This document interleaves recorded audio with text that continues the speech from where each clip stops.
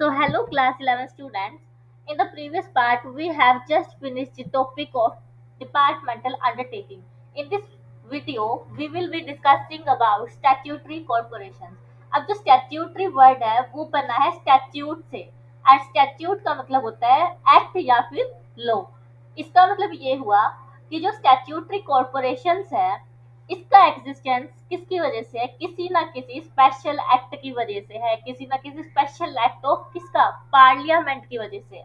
ठीक है, तो पार्लियामेंट ने कोई एक्ट पारित किया हो सकता है, यानी रिलीज किया हो सकता है, जिसकी वजह से जो स्टैट्यूटरी कॉर्पोरेशन है वो एग्जिस्टेंस में आई। प्लस क्योंकि इनका खुद से अलग का एक्ट है तो ये क्या होती है, मेरे पास ऑटोनोमस बॉडी होती है। कैसी बॉडी? ऑटोनोमस, यानी कि it can take its decision by its own independently. ठीक है, और डिपार्टमेंटल अंडरटेकिंग में क्या था, वो ऑटोनोमस बॉडी नहीं थी, उसको मिनिस्ट्री से अप्रूवल लेनी ही पड़ती थी, वो इंडिपेंडेंटली अपना ऑपरेशनल एक्टिविटीज नहीं कर सकती थी। पहला डिफरेंस यहाँ से आ जाता है। तो स्टैट्यूटरी कॉर्पोरेशन को अभी मैंने क्या बताया कि ये existence by the special act of parliament है,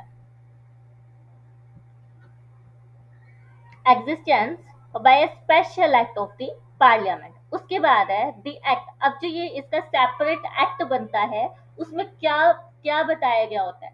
सबसे पहले स्टैट्यूटरी कॉर्पोरेशन की पावर्स, देन वो क्या फंक्शंस परफॉर्म करेगी, प्लस जो ये फंक्शंस परफॉर्म करेगी वो किस रूल एंड रेगुलेशन के बेसिस पे फंक्शंस या एक्टिविटीज या ऑपरेशन को कंडक्ट करने वाली है, governing its employees and its relationship with the government department। अब ये क्या एक्ट जो है वो क्या डिफाइन करता है? Power, function, rules and regulation जो कि गवर्न करेंगे इस स्टैट्यूटरी कॉर्पोरेशन के एम्प्लॉयज को and the relationship between statutory corporation and the government. Then उसके बाद this is corporate body created by the legislature. ये एक ऐसी कॉर्पोरेट बॉडी है जिसको कि किसने क्रिएट किया है? लेजिस्लेचर ने किया है, लॉ ने किया है, एक्ट ने किया है, with defined parts and functions and is financially independent. इसका क्या मतलब है? डिपार्टमेंटल अंडरटेकिंग में हमने ये देखा था कि उसका जो फाइनेंसिंग है या फंडिंग है वो किससे आ रही थी? गवर्नमेंट ट्रेजरी से आ रही थी। एंड जो भी वो अर्न करती थी एज रिवेन्यू वो भी कहाँ पे ट्रांसफर होता था? गवर्नमेंट ट्रेजरी में। बट स्टैट्यूटरी कॉर्पोरेशन में ऐसा नहीं है। स्टैट्यूटरी कॉर्पोरेशन में the fund will be earned by the statutory corporation by itself, not funded by the government treasury. ठीक है, with a clear control over specified area or a particular type of commercial activity, जिसमें कि इसको पहले से ही बता दिया जाएगा कि आप इस पर्टिकुलर स्पेसिफाइड एरिया में ही काम करने वाले हो। जैसे फिनेंस, अकाउंटिंग स्टैंडर्ड्स, ये सब कौन इशू करता है? आईसीएआई करता है इन कंसल्टेंट विद नफरा। ठीक है, इन कंसल्टेशन विद नफरा। अब जो मैंने ये थोड़ा सा नफरा वगैरह बोला है तो गूगल पर सर्च कर लेना, बट मैंने तुम्हें एक वो दिया है एग्जाम्पल कि क्लियर कंट्रोल, जैसे अकाउंटिंग एंड ऑडिटिंग, फिनेंस, इन सब पे किसका जो रोल है वो आता है, या फिर कौन इसका इशू करता है? The institute of chartered accountant of India करती है अकाउंटिंग स्टैंडर्ड्स को। ठीक है, उसके बाद है it is a corporate person and has the capacity of acting in its own name. इससे क्या पता चलता है इस पर्टिकुलर लाइन से कि ये क्या है? कॉर्पोरेट पर्सन है। कॉर्पोरेट पर्सन का मतलब आर्टिफिशियल पर्सन है जो कि अपनी कैपेसिटी पे खुद क्या कर सकता है? बिजनेस को चला सकता है। मतलब यहाँ से तुम्हें कुछ याद आ रहा है? कोई फीचर किसका? कंपनी का। क्या था वो? Separate legal entity. यही था ना सेपरेट लीगल एंटिटी में? तो यही बोला है कि ये कॉर्पोरेट पर्सन है। कॉर्पोरेट पर्सन वहां बोलते थे हम आर्टिफिशियल पर्सन। ठीक है, अब बोला है statutory corporation therefore have the power of government and the considerable amount of the operating flexibility of the private enterprise। जो एक प्राइवेट एंटरप्राइज अपने दम पे, अपने माइंड के अकॉर्डिंग, अपनी अपॉर्चुनिटी को पाने के अकॉर्डिंग डिसीजन ले सकता है, वैसे ही ये जो स्टैट्यूटरी कॉरपोरेशन है, हालांकि है तो पब्लिक सेक्टर अंडरटेकिंग ही, but they can take decision by their own, they are independent, they are autonomous in nature. ठीक है, तो ये बोला है इसमें। अब जो ये पूरा पैराग्राफ है, ये क्या था, introduction of the statutory corporation. Statutory corporation है क्या, इसी चीज को मैंने एक फ्लो चार्ट में समराइज करने की कोशिश की है।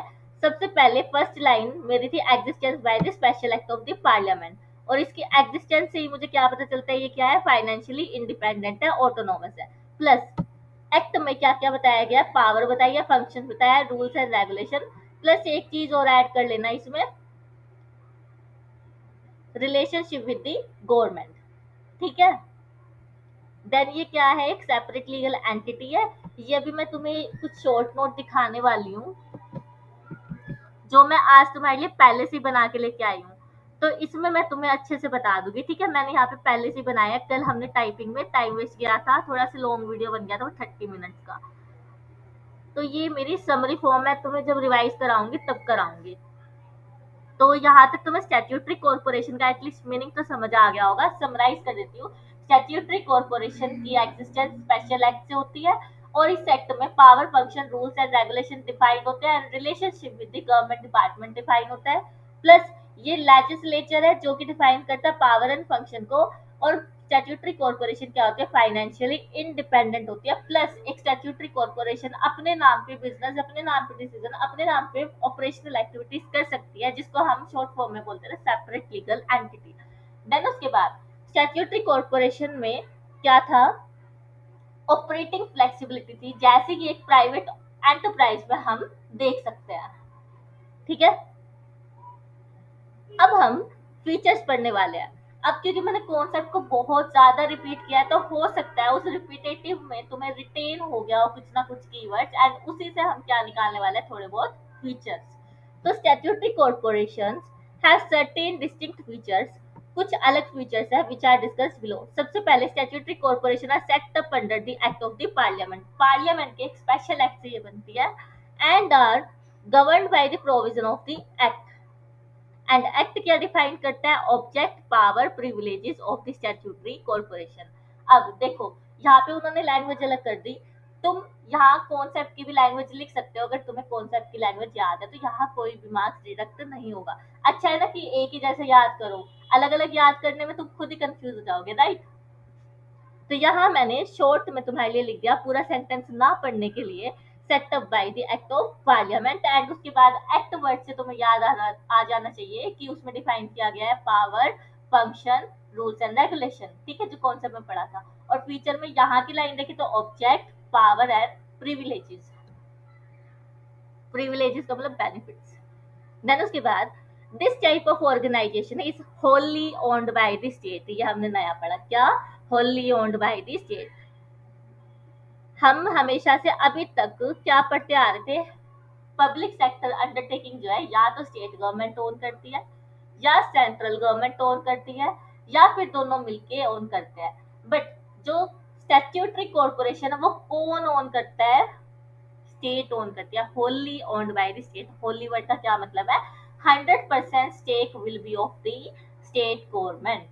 ठीक है, the government has the ultimate financial responsibility and has the power to appropriate its profit. Appropriate profit का मतलब distribute the profit. उसे किस तरीके से बांटना है, the manner in which profit will be distributed, वो पावर किसके हाथ में है, वो गवर्नमेंट के हाथ में है।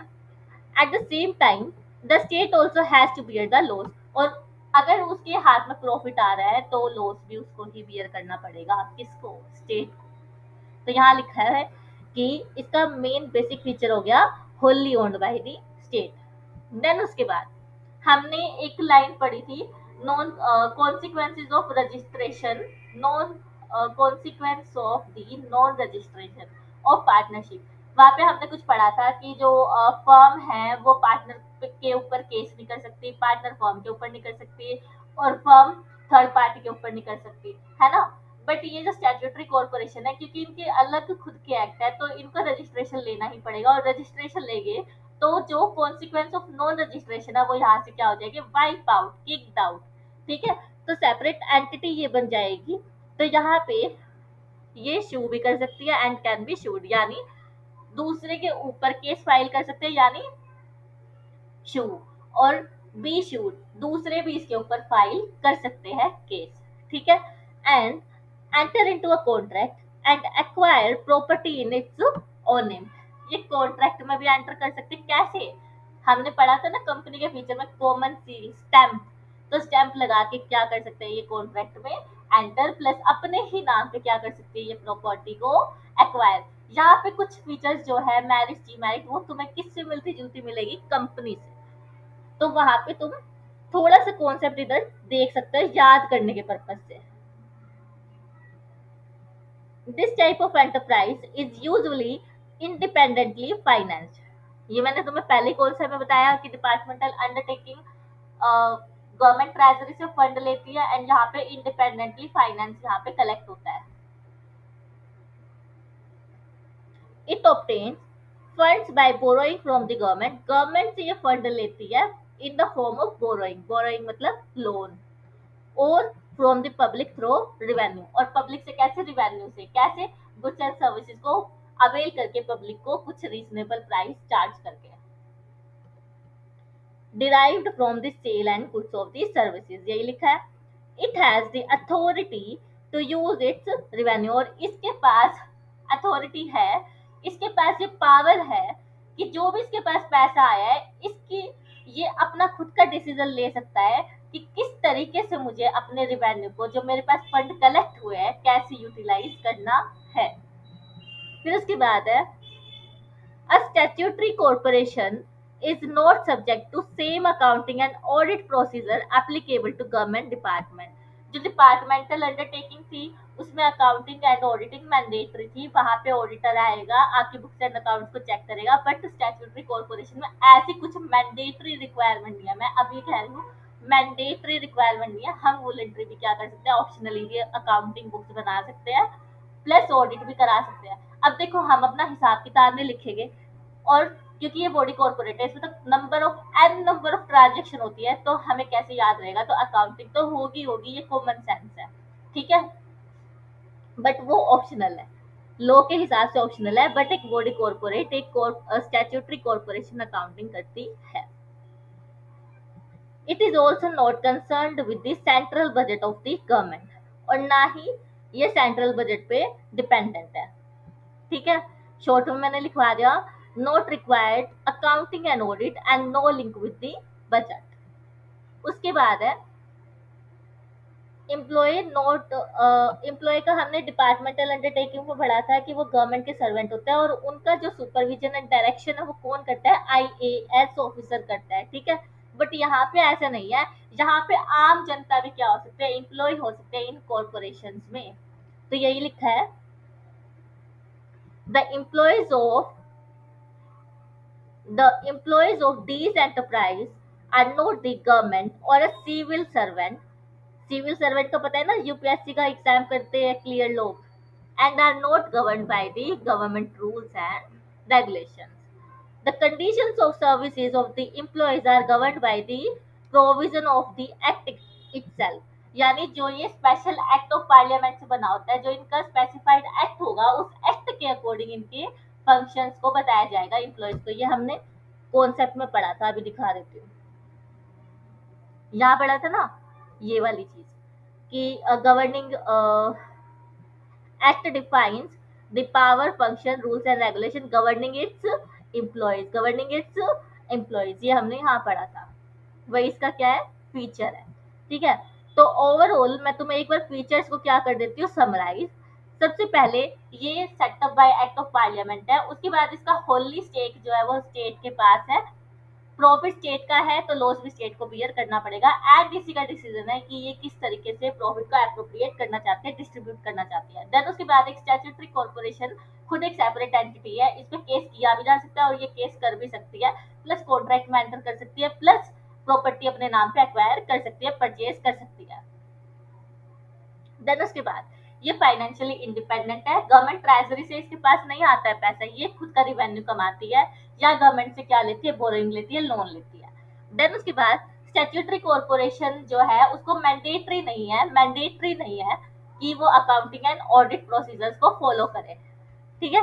देन उसके बाद ऐसा जरूरी नहीं है कि जो स्टैट्यूटरी कॉर्पोरेशन है उसके एम्प्लॉय सिविल हो, यहाँ पे आम जनता भी क्या हो सकती है, एम्प्लॉय हो सकती है।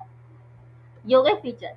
देन उसके बाद अपने पास आ जाती है मैरिट्स। क्या आ जाती है, मैरिट्स। मेरिट में हमें सबसे पहले वही कि ये इंडिपेंडेंटली ऑपरेशनल फ्लेक्सिबिलिटी है, इसके पास ये इंडिपेंडेंट है, यानी they enjoys independence they enjoys independence in their functioning and a high degree of operational flexibility। ये कॉन्सेप्ट एंड फीचर से निकल रहा है। They are free from undesirable government regulation and control. जो डिपार्टमेंटल अंडरटेकिंग थी वो direct supervision and direction of ministry के पास थी। जैसे हमने डिफेंस का पढ़ा था ना कि जो डिफेंस है उसके लिए पर्टिकुलरली डिपार्टमेंटल अंडरटेकिंग सबसे अच्छा है ताकि गवर्नमेंट का उस पर डायरेक्ट कंट्रोल आ सके। बट यहाँ पे ऐसा नहीं है, यहाँ पे डायरेक्ट कंट्रोल नहीं होगा तो जो गवर्नमेंट की अनडिजायरेबल रिस्ट्रिक्शन है उससे हम बच सकते हैं। देन उसके बाद since the fund of these organization don't come from the central budget, यानी गवर्नमेंट ट्रेजरी से नहीं आते, the government generally doesn't interfere in their financial matter। Financial, यहाँ पे ना वर्ड नोट करना, फाइनेंशियल मैटर पे इंटरफेयर नहीं करती है। किस पे, फाइनेंशियल मैटर पे। ये मैं क्यों एम्फेसाइज कर रही हूँ क्योंकि लिमिटेशन में भी हम पढ़ने वाले हैं कि गवर्नमेंट की इंटरफेरेंस होती है। तो यहाँ पे गवर्नमेंट की इंटरफेरेंस किस लिए नहीं होती है, फिनेंशियल मैटर्स पे नहीं होती है। देखो कीवर्ड्स जो है ना बहुत ज्यादा इंपॉर्टेंट है, यही चीज है जो तुम्हारे मार्क्स डिडक्ट कराएगी और यही चीज है जो टॉप पर बच्चा ठीक करके आएगा। Including their income and receipts, ठीक है। फिर उसके बाद है since they are autonomous organisation. Autonomous का मतलब मैं अपने दम पे खुद डिसीजन लेने वाला हूँ, मुझे किसी की अप्रूवल की जरूरत नहीं है, ठीक है। तो यहाँ पे लिखा है they frame their own policies, ये खुद पॉलिसीज बनाते हैं, प्रोसीजर्स बनाते हैं within the power assigned to them by the act. जितनी पावर एक एक्ट ने इन्हें दिया उसके अकॉर्डिंग ये अपनी पॉलिसीज एंड प्रोसीजर्स को डिफाइन कर सकते हैं। द एक्ट में however provide few issues matters which require prior approval of the particular ministry। अब ऐसा हो सकता है कुछ एक्टिविटीज ऐसी हो सकती है या कुछ इश्यूज पर्टिकुलर स्पेसिफिक इश्यूज हो सकते हैं जिसपे ट्रायल अप्रूवल लेनी पड़ सकती है मिनिस्ट्री की। But in other cases day to day routine basis की चीजों के लिए मिनिस्ट्री की अप्रूवल की जरूरत नहीं है। क्यों, क्योंकि यहाँ पे गवर्नमेंट का इतना इंटरफेरेंस नहीं है फाइनेंशियल डिसीजंस में। फिर उसके बाद है statutory corporation is a valuable instrument for the economic development. अब जो स्टैट्यूटरी कॉर्पोरेशन है वो क्या है, वैल्यूएबल इंस्ट्रूमेंट है। वैल्यूएबल इंस्ट्रूमेंट का मतलब ये इकोनॉमिक वैल्यू एडिशन में हेल्प करते हैं। It has power of government combined with the initiative of the private enterprises। इसके पास क्या है, गवर्नमेंट की पावर्स भी है और इसमें प्राइवेट एंटरप्राइज शामिल हो सकती है। ये थी हमारी मैरिज। मैरिज में बस यही कि गवर्नमेंट का इंटरफियरेंस नहीं होगा फाइनेंशियल इश्यूज में, and then independent operational flexibility enjoy करती है। देन ये एक ऑटोनोमस बॉडी है जिसको प्रायर अप्रूवल नहीं चाहिए, बट कुछ स्पेसिफिक इश्यूज में हो सकता है कि अप्रूवल लेनी पड़े। देन उसके बाद ये क्या है, एक वैल्यूएबल इंस्ट्रूमेंट है for economic development, right. Then उसके बाद हम स्टार्ट करते हैं लिमिटेशंस, जो कि वो भी अपने पास चार ही है। This type of organization suffers from several limitations। सबसे पहले अब हम क्या कर रहे हैं, फ्लेक्सिबिलिटी फ्लेक्सिबिलिटी फ्लेक्सिबिलिटी, बट इतनी ज्यादा नहीं है, इसको भी रूल्स एंड रेगुलेशंस को फॉलो करना पड़ेगा। In reality, a statutory corporation doesn't enjoy as much as operational flexibility as stated in the merits। All actions are subject to many rules and regulations। अब ये एक्ट के भी हो सकता है, ठीक है। फिर उसके बाद देखो आ गया ना गवर्नमेंट इंटरफेरेंस का। Government in political interference has always been there in major decision और where huge fund are involve. अगर बहुत ज्यादा ही फंड की रिक्वायरमेंट है, बहुत बड़ा लोन उठाना है, तो वहां पे गवर्नमेंट एंड पॉलिटिकल इंटरफेरेंस जरूर आएगा कॉर्पोरेट और स्टैट्यूटरी कॉर्पोरेट में, राइट। देन उसके बाद है where there is the dealing with public. Public के साथ जहां भी डील करना है वहां पे इट रैम्पेंट करप्शन एग्जिस्ट, यानी कि भ्रष्टाचार यहाँ पे एग्जिस्ट करता ही है जहाँ पे पब्लिक से हमें क्या करना है, डील करना है। अंडर द टेबल ट्रांजैक्शंस, तुमने कभी सुना हो तो ये वर्ड। फिर उसके बाद है the government has a practice of appointing advisor. अब क्योंकि जो स्टैट्यूटरी कॉर्पोरेशन है वो इंडिपेंडेंट बॉडी है, ऑटोनोमस बॉडी है, बट यहाँ पे गवर्नमेंट अपना एक प्यादा छोड़ के जाती है। ठीक है, ये थोड़ी वर्ड मैं इसलिए यूज करती हूँ ताकि तुम्हें ना क्लिक हो जाए चीजें। गवर्नमेंट अपना प्यादा छोड़ के जाती है और वो क्या करता है, गुप्तचर सारी बातें किसको बताता है, गवर्नमेंट को।